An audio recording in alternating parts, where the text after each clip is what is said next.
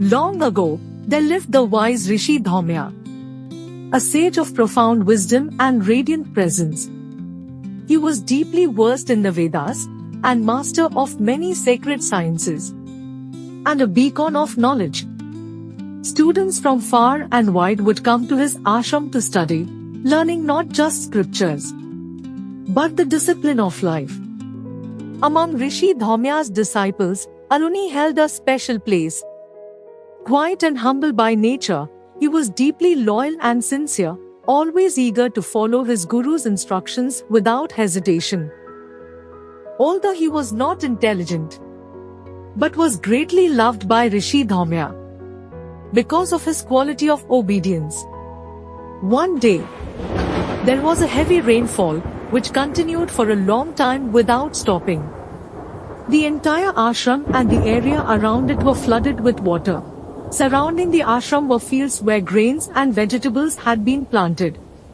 Seeing the situation, Rishi Dhaumya became concerned that the water might overflow into the fields. If that happened, the entire crop could be destroyed. He called Aruni to him and said, "Go and check whether the water has collected excessively in the fields. See if any embankment or water channel has broken due to the force of the rain. If so, repair it and stop the water flow." It was a winter season, the air was biting cold, and the wind cut through the trees like sharp blades. In such harsh weather, heavy rain made it even more difficult to step outside, let alone wade through flooded fields. But without a second thought, Aruni bowed and left.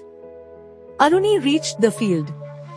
Water rushed through a gap in the mud bund, soaking the young plants. He tried to patch it with branches, grass, mud and stones.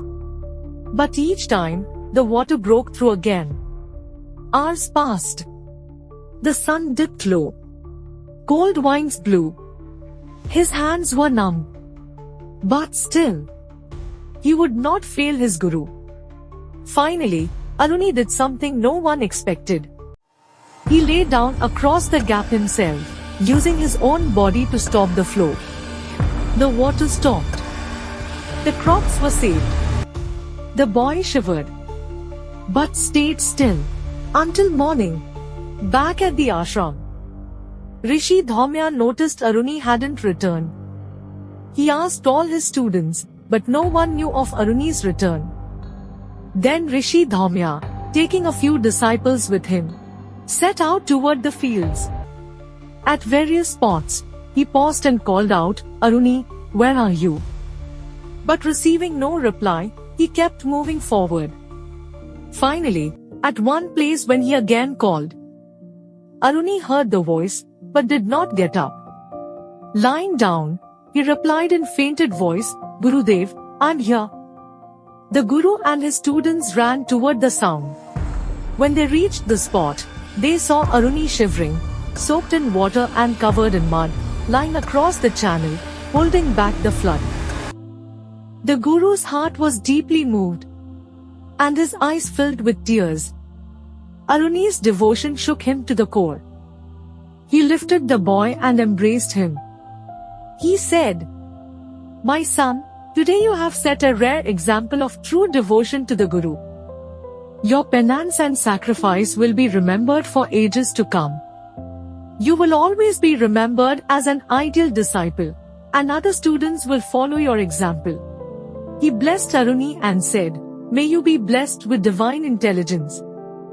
All the sacred scriptures shall come to you effortlessly. You will not need to struggle to learn them. From today, you shall be known as Uddalaka, the one who emerged from water." And so it came to be. Thus, Aruni became known as Uddalaka, and all knowledge came to him naturally, without formal study. Back at the hermitage, Aruni respected not just for his service, but for his spirit. He had shown that the greatest learning is not in books, but in love, surrender, and sacrifice. This story is narrated in the Mahabharata's Adi Parva's 3rd chapter, Paushy Parva, to show the importance of devotion to the Guru. This story teaches us that true devotion is silent. The greatest disciple is not the one who speaks the most or the most intelligent one, but the one who offers himself completely to truth and duty.